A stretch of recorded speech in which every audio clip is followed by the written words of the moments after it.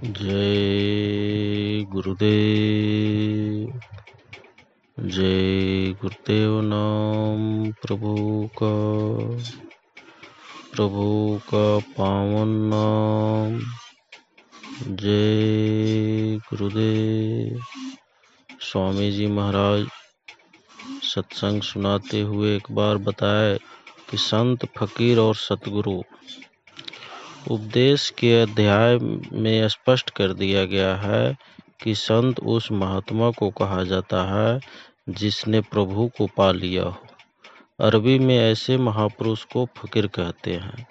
सतगुरु वह संत होते हैं जो जीवों को प्रभु से मिलाप की युक्ति सिखाते हैं। सतगुरु लोगों को प्रभु प्राप्ति के लिए नाम यानी शब्द की साधना करने की शिक्षा देते हैं और नाम दान पाने के पात्र बन चुके जीवों को नाम का भेद देकर नाम मार्ग पर डालकर उनकी रूहानी यात्रा में शुरू से आखिर तक उनका साथ देते हैं, उनका मार्गदर्शन करते हैं। सतगुरु का संसार में आगमन का उद्देश्य ही जीवों से नाम भक्ति करवाना और उन्हें भव सागर के पार ले जाकर प्रभु से मिलाना होता है। वे जीवों को धार्मिक अंडबर और बहिर्मुखी भक्ति से हटाकर अंतर्मुखी भक्ति में लगाते हैं। संतों के लक्षणों का पलटू साहब बहुत विस्तार के साथ वर्णन करते हैं।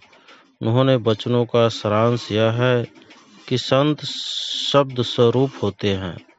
वे सत्य के ज्ञाता होते हैं और उनका ज्ञान पुस्तकों पर आधारित न होकर आंतरिक अनुभव पर आधारित होता है। उन्होंने काम, क्रोध आदि पांचों विकारों पर पूर्ण विजय पा ली होती है और वे निंदा, स्तुति, सुख, दुख, मित्र, शत्रु तथा इस तरह के अन्य द्वंद्वों के जाल में कभी नहीं फंसते।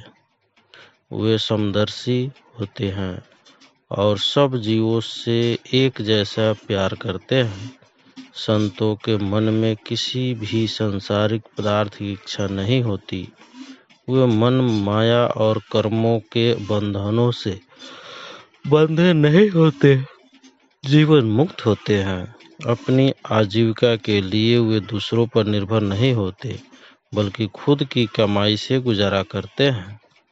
राजा, महाराजा और बड़े बड़े धनवान तरह तरह की बहुमूल्य भेंट देकर उनके पास आते हैं, पर वे अपने लिए कभी किसी से कुछ नहीं लेते। वे बड़े उदार होते हैं और परोपकार के लिए अपना नाम का खजाना दोनों हाथों से मुफ्त लुटाते हैं। पलटू साहब कहते हैं कि किसी पूर्ण संत को ही अपना गुरु धारण करना चाहिए। अधूरे गुरु का सहारा लेकर जीव मझधार में ही डूब जाता है। पूरा गुरु मिल जाए तो जीव प्रभु को पा लेता है, पर पूरा और सच्चा गुरु जीव को प्रभु की दया से ही मिलता है। पलटू साहब यह भी कहते हैं कि सतगुरु की संगति जीव को पूर्व जन्मों के पुण्य के कारण और प्रभु की कृपा से मिलती है। स्पष्ट है कि प्रभु की ओर से पूरे गुरु से मिलाप की कृपा मनुष्य पर तभी होती है जब उसके बहुत से पिछले पुण्य इकट्ठे हो जाते हैं। शील, स्नेह, शीतल वचन यही संतन की रीत है जी।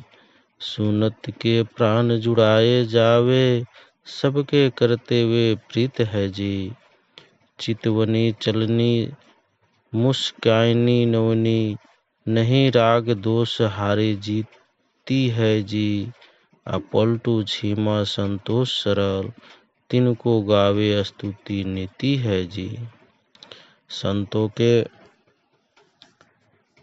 शील, क्षमा, संतोष, नम्रता, स्नेहशीलता आदि गुणों का उल्लेख करते हुए पलटू साहब कहते हैं कि संत स्वभाव से ही शीलवान और स्नेहशील होते हैं और उनकी वाणी कोमल तथा शांतिदायक होती है। जिसे सुनने से तप्त प्राणों को ठंडक पहुँचती है। संत सबसे प्यार करते हैं और उनकी दृष्टि से, चाल से तथा मुस्कान से नम्रता झलकती है। वे राग द्वेष से मुक्त होते हैं तथा हार और जीत में कोई अंतर नहीं करते। वेद उनकी प्रशंसा करते हुए कहते हैं कि वे सबके साथ क्षमा, संतोष, सरलता का व्यवहार करते हैं। संत बराबर कोमल, दूसर को चित नाही करे, सब ही पर दया। हित अनहित सब एक अशुभ, शुभ हाथ बनाया। कोमल कुसुमी चाह नहीं, सुपने में दूषण। देखे पर हित लागी, प्रेम रस चुखे उखना। मिलनसार मुस्कान बचन, मधु बोली मीठी। पुलकित शीतल गात सुलभ, रत नारी दीठी। पलटू कौन कछु कहे, तनिको न अकुताही। संत बराबर कोमल, दूसरों को चित नाही। संतों के हृदय और कोमलता का वर्णन करते हुए पलटू साहब कहते हैं कि संत जैसा कोमल हृदय और किसी का नहीं होता। वे सब पर दया करते हैं और उनका भला करता है या बुरा, इससे उन्हें कोई फर्क नहीं पड़ता, क्योंकि वे अशुभ को भी शुभ बना देते हैं। यानी कोई उनका बुरा भी नहीं करे तो उन्हें उसमें अपना भला ही दिखाई देता है। उनका हृदय फूल सा कोमल होता है। वे सपने में भी किसी के दोष नहीं देखते, हर पल दूसरों के हित का ध्यान रखते हैं। वे गन्ने के रस जैसा मीठा प्रभु प्रेम का रस पीते हैं। वे सबसे प्यार भरी मुस्कुराहट के साथ मिलते हैं।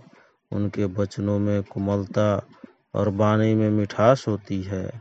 वे सदा प्रसन्न रहते हैं और उनके दर्शन से जीवों को ठंडक पहुँचती है। उनकी प्रेम से रंगी दृष्टि बड़ी सुखदायक होती है। उन्हें कोई भी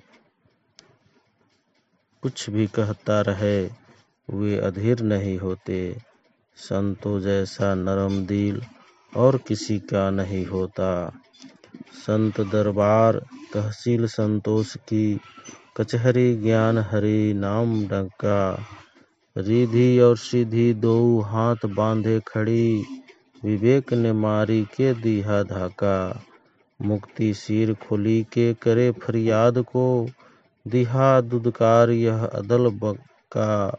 मारी माया के है अमल, ऐसा किन्हा दास पलटू, अहे हरीफ पक्का। संतों की महिमा का बखान करते हुए पलटू साहब कहते हैं कि संत की संगत में संतोष और तृप्ति के भाव व्याप्त है। उनकी शरण में आने वालों से यह आशा की जाती है कि वे संतोष का जीवन बिताएंगे। लोभवश अंधाधुंध संसार के पदार्थों के पीछे नहीं भागेंगे। संतों के दरबार में परमार्थ की चर्चा होती है और प्रभु के नाम की महिमा बताई जाती है। संत विवेकी होते हैं, इसलिए समृद्ध तथा चमत्कार करने की शक्ति को कोई महत्व नहीं देते। हालांकि दोनों उनका आदेश पाने के लिए हरदम हाथ जोड़े उनके सामने खड़ी रहती है। वे तो मुक्ति को भी कोई महत्व नहीं देते। उस बेचारी की दिन ताभरी प्रार्थना की परवाह न करते हुए वे उससे दुत्कार देते हैं, क्योंकि वे तो परम पिता परमात्मा के प्रेम में मग्न होते हैं। कितना विचित्र न्याय होता है। उनकी सभा में उन्होंने स्वयं तो माया पर विजय प्राप्त की होती है, अन्य बहुत से जीवों को भी उसकी ओर से विमुख करने का कार्य करते हैं, जिसे देखकर मानना पड़ता है कि संत माया का डटकर मुकाबला करते हैं।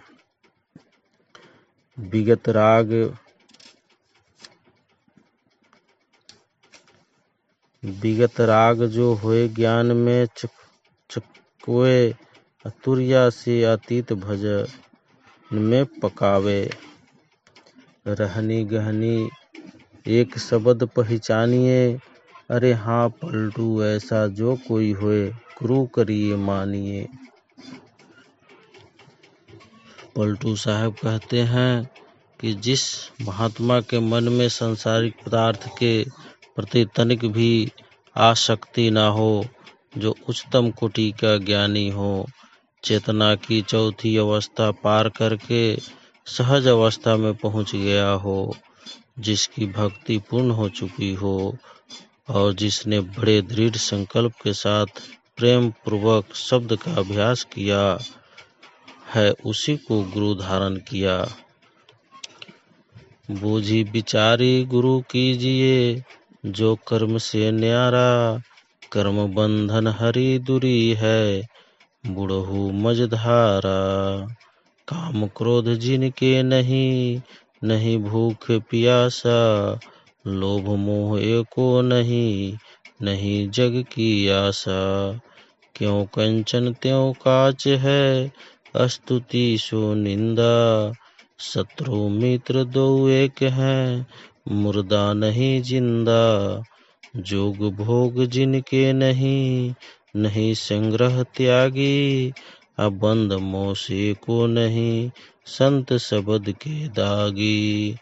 पाप पुण्य जिनके नहीं, नहीं गर्मी पाला, पलटू जीवन मुक्त ते साहिबे के लाला। पूरे गुरु के लक्षण विस्तार से बताते हुए पलटू साहब कहते हैं कि गुरु सोच समझकर ही धारण करना चाहिए। ऐसे महात्मा को गुरु धारण करना चाहिए जो कर्मों के बंधन से छूट चुका हो। जो गुरु कर्मों के बंधन में बंधा हो, उससे परमात्मा बहुत दूर होता है। यदि ऐसा अधूरा गुरु धारण करोगे तो उसके साथ तुम भी मझधार में डूब जाओगे। ऐसा गुरु धारण करो जो भूख प्यास और सर्दी गर्मी की परवाह ना करता हो, तथा जो काम क्रोध लोभ और मोह से मुक्त हो, जिसे किसी भी सांसारिक पदार्थ की इच्छा ना हो। वह गृहस्थ और संन्यास, संग्रह तथा त्याग, बंधन और मुक्ति, पाप और पुण्य हर तरह के दैत्य से ऊपर उठ चुका हो। गुरु से धारण करो जो सच्चे शब्द का अभ्यास करके शब्द स्वरूप हो गया हो और जो सदा प्रभु की इच्छा को ध्यान में रखकर निष्काम भाव से कर्म करता हो, जिससे वह पाप पुण्य से लिप्त न हो। ऐसे महात्मा जीते जी तन मन माया तथा कर्मों के बंधन से मुक्त होते हैं और प्रभु को बहुत प्यारे होते हैं। जय गुरुदेव।